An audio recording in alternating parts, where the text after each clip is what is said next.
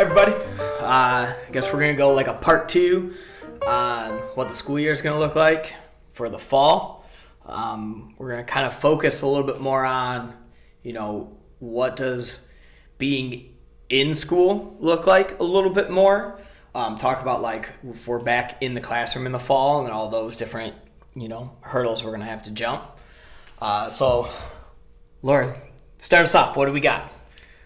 So I will admittedly say that I went off the deep end a little bit this morning. Sure. Are you saying sure, like you agree? I wouldn't say the full deep end, but you definitely, you had to start swimming. Yeah. It was, you weren't even into your first coffee. Nope. To even process, and I was like, but what about this? What about this? What about, like I was, right? Like you saw the alarm. Yeah. That's for sure. The alarm went out. So the reason for that, I had to reel it back. We're now having this conversation, hopefully going to break this down, but the reason for that was a colleague of ours shared with us kind of where our district's headed. So we're in Michigan. June 30th, the governor laid out kind of an educational plan depending on the phase that our state was in or going to be in. So to kind of show what that is, phase 4 and phase 5, I think, is where a lot of states are, where businesses are open, but very little, like smaller capacity. Most restaurants and bars aren't doing outdoor. They're doing no indoor service. Masks everywhere. Masks anytime you're inside. Masks are now not only recommended but are being enforced. That's kind of 4 and 5. The nuances of it is what kind of separate 4 and 5. Phase 6 would be like normalcy. Sure. Stadiums open back up, schools open back. Yep, so like large indoor gatherings without, I think, really any restrictions or recommendations. They consider it back to normal. And obviously all of them based on number of cases, what healthcare professionals can support, better understanding of the virus and things like that. So I think the governor put out this, like I think before they were looking at schools weren't going to open until phase 6, but now they're looking at what would opening look like for phase 4 and phase 5. Exactly. So we're kind of sitting in that space. So our district is starting a task force, and they're working, and that's required by the state, and they're working through to get teachers' perspectives on 3 main subgroups, right? So one subgroup would be the safety, operations, and facilities. Another subgroup would be mental and social emotional well-being, staff and students. And then third would be instruction. So the teacher aspect, they're really being asked to focus on the instruction section of kind of this rollout and what the requirements or the recommendations or the encouragements would be. So our state really divided the work in those 3 areas, right? These are things that we're saying you have to do. These are things we're saying we recommend. And then these are things we're saying we encourage you to do depending on, your phase. So I dug in and I just started looking at kind of what would the state be requiring, recommending, and encouraging.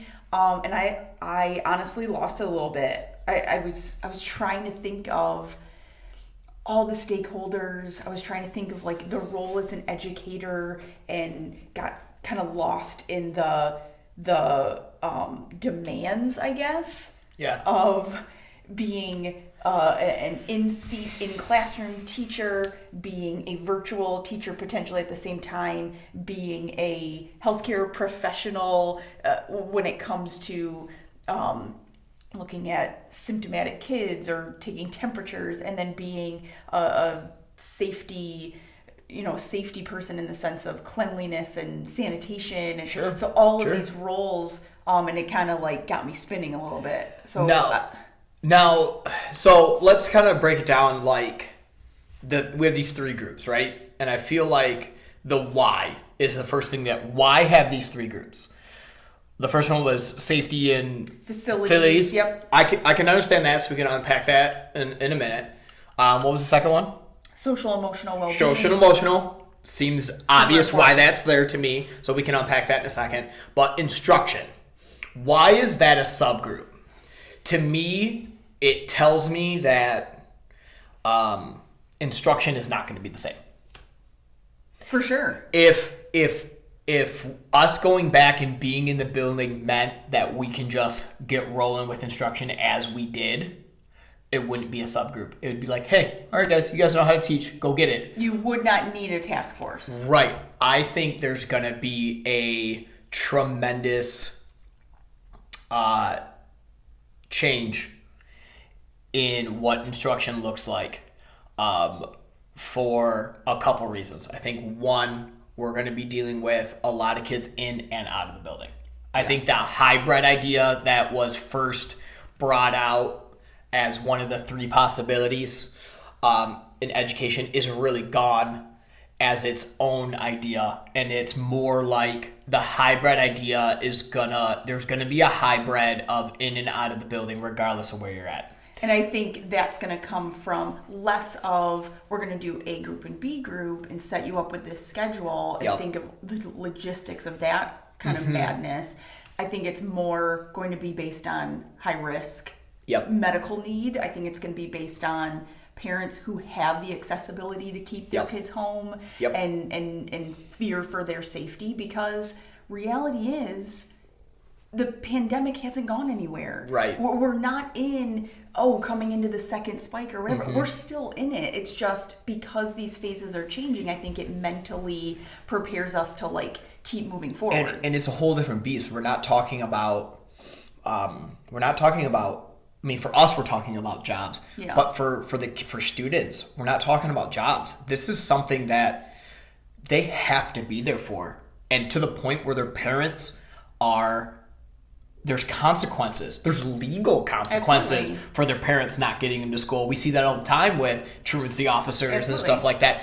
There's issue, and how can you hold, I guess, feet to the fire when there's something like this going on? So I think going back, that hybrid thing, I don't think it's ever going to be its own thing. But if we're considered fully online, the building's closed, I think there will be elements of the building being open for students of need, like small groups, to be able to use facilities, whether that's a special ed teacher holding a meeting, whether that is students of high need or students that are in a tough situation where parents are working quite a bit and they're kind of on their own device during the day.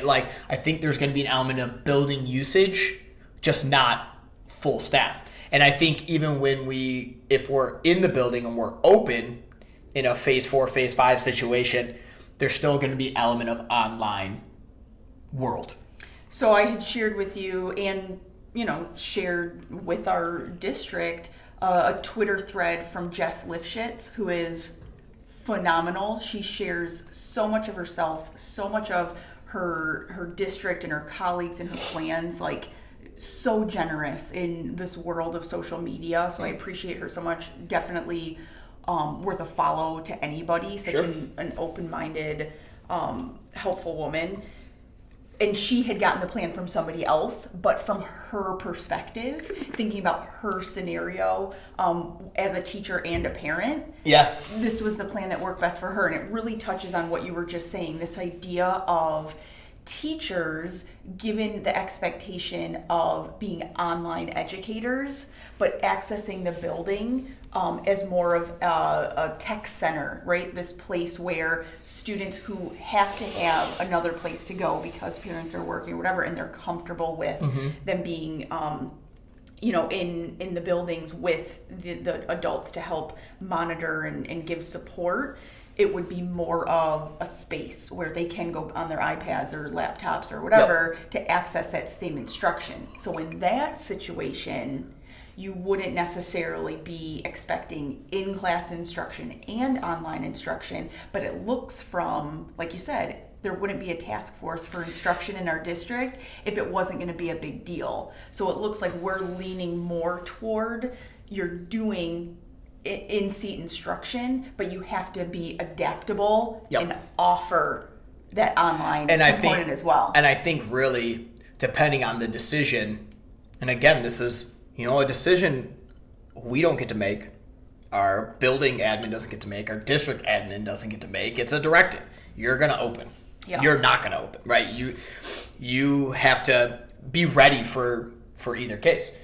I think looking at her thread, and I really like those ideas of if we're online and that's the focus, that we utilize the buildings in different ways to help different things. Now it doesn't. It did not necessarily mean, or at least I didn't take it in a way that me as a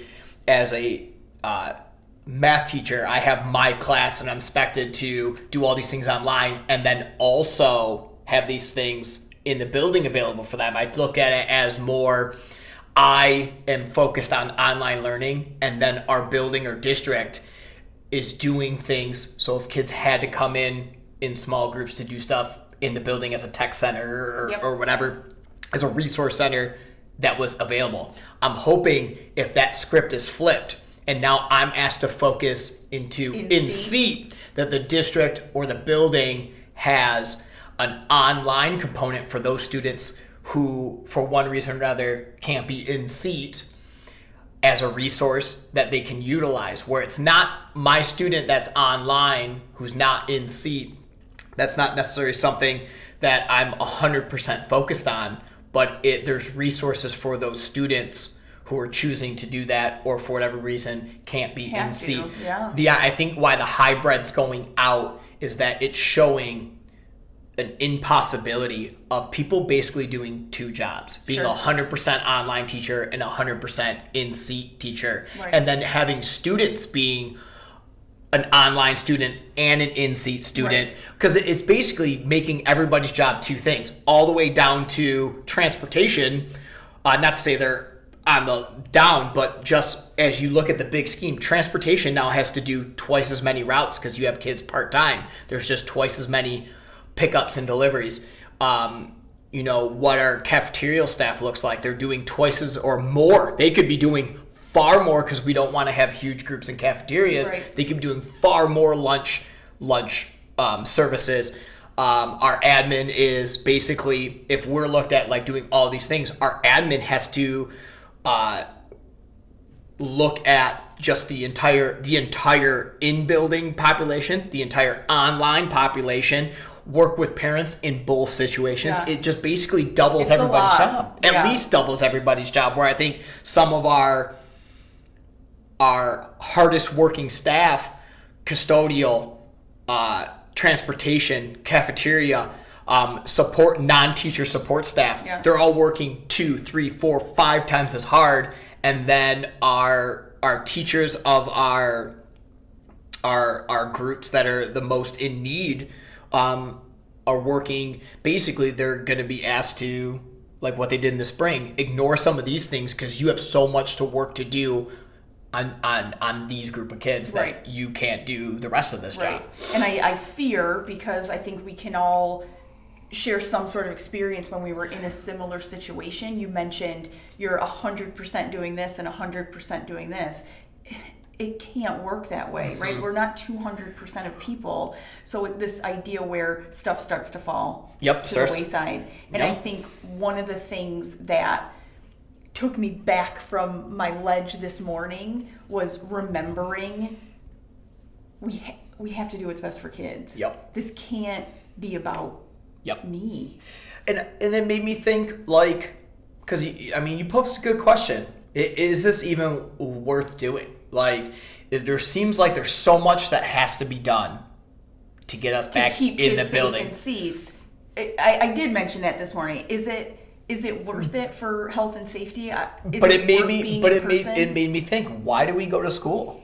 And the biggest thing is not the curriculum. We don't go to school for that curriculum. Yes, we are expected to get an education out of this. But as we saw, there are, colleges do online classes. We took a bunch when we were in college. There are online curriculum schools for high school, middle school, and I think even elementary here in our state. Like, there is those elements of online learning that are out there, and you can get your GED through an online curriculum type thing, and you can do all those things. So why do we go to school? Well, a lot of it is not. It's the other two categories, right? Yeah. It's providing a safe place for kids to come. It is providing, emotional growth and social growth. Now, the instruction, I only see it as the category because, yes, we are expected to give an education, but I really think it is not going to be the same. It is going to be different. They're going to ask us to do different things. Mm-hmm. They're going to ask us not to do less, but they're going to ask us to refocus. What is most important and what's best for the kids? And I think that goes back to the conversation, our previous conversation, part one, of this, like going back in the fall, of the idea of like essentials and really thinking intentionally about what part of our instruction feels necessary and has longevity and, and has endurance building for the kids. I don't think that question should go away. Nope. Even if we're in seats. No. We should have been asking that forever, and maybe for some of us it took kind of this shift and this change of methodology, how we're giving our instruction to really get there. And I honestly, I think those questions come up, but they came up in spots where people thought they were appropriate to come up. When you were looking at textbook adoptions or curriculum meetings, or when you were writing units, or like people asked like, well, what's important here? You're saying rather than the day-to-day? Instead of the day-to-day. And I think it's a question that should come up in the day-to-day more so now than ever, as we are looking to change our day-to-day because we're forced to. We should have been asking these questions long ago, because at the end, when it all said and done, no matter how progressive we've become, or how much progress, let's say that, how much progress we've made in education and how many changes have happened over the years, we're still in the same, when we go back to school, doors open, we're still in the same schedule of a day they've had for forever. When we go, when you visit what schools look like from the one-room schoolhouse, it's not a one room anymore, and we separate kids by age. Yeah. But like the day's still the same. Sure. You show up, do these subjects in pieces, and then they go home and they do it again tomorrow. We still abide by calendar. We still say you need to know this by this time. Yep. How unfair is that to tell kids who aren't there on that date, well, we're moving on. Yep. Too bad for you. And we need to be flexible in kind of all facets. So the timing and the pacing and as we were talking about this, I was thinking, you're saying we need to be asking ourselves that question for the day to day. What's purposeful? What's essential? What's necessary? And I would even go as far as saying we need to stop asking ourselves and each other and ask them. Yeah. What's purposeful, essential, and necessary? What do you want to know? Yeah. What do you think you need to know to do this task? And what do you want to seek out with your tools to figure out how to do this task? And I think there was an element, when you start, those conversations need to be had by stakeholders. I think our district did some good where they gave opportunity to parents, students for feedback after the spring, what was happening, what was good. And I think it was awesome, some of those responses, because I think it was some of the things we already saw as like kind of like oversights when we were working. Sure. Or didn't even consider because we're in our world not being parents. Sure. But is it time to revisit that with knowledge under our belts, with things already progressing differently than we might have thought in the spring? Like right now, there are, there's outdoor workouts right now. Our football teams are out there getting rolling. Our marching bands are out there getting rolling. Soccer's out there getting rolling. Our fall sports are in that process now. Baseball teams are back doing summer leagues and fall ball. There's things happening that we weren't guessing were going to happen in the spring. Right. And now I think there's going to be different insight from parents and students on what they want and what they feel comfortable with now that we have an opportunity of doors being open. So you're saying as a district, not necessarily looking at those surveys as a one-off, like, great, we got our answers, we saw the downfalls, we saw the positives, we compiled this data and like shared it because we saw it. We saw it. The data was compiled pre-end of the school year. Correct. Right? We're now a month out from that even, and like you said, things are changing so rapidly because we're in this such like uncertain time. So rather than saying we compiled our data, we know where we're headed with this information, reconvening and asking again. This stuff changes asking. Yep, this stuff's, and I would even argue like it doesn't have to be the same questions, because that might not be worth your while. And from the district's perspective, things have changed too. Yep, and now it's what would you want if we opened today in this environment? Yeah. Right? We know we have some answers from when it was worse. When we were in a different phase, when it was emergency setting, when we knew much less than what we know more. There was a stay-at-home order. We know what your responses were when it was less. Yeah. When it was worse. Now that we've improved, even though there's fluctuation, things are bubbling up, and like every day's been different. But now that we're in a phase where we're trying to be ready to open our doors in this phase right now, what would you want? Yeah. What are the issues now? Maybe you're back to work now. What are your issues now? Yeah. What do the kids want? What do I think it's very telling, some of the things. There was someone I follow on Twitter. I'll have to look it up and put it in like the video description. Yeah. But had a series of visual, like pictographic type responses from those conversations in their district with parents and students, and there was one that was very telling that was just 8th graders. Their response to 8th grade. Obviously, none of their stuff is curriculum. Like I think they prioritize things differently as 8th graders. Now there were some talking about how curriculum is delivered. They want things to be fun. They want things to be, group wide and stuff like that. But majority of their wants and needs are social stuff. I want to be able to be with my friends. I want an opportunity, even if we're closed, an opportunity where a group of us could be there or work together. Like, they were asking for more of the social things. I'm gonna tell you, it's got to be. I can revert back to being an 8th grader and already feeling kind of like an outcast, wanting to fit in. It's even harder when you're by yourself. You don't even get the day-to-day mingling with other kids if you're home on your own.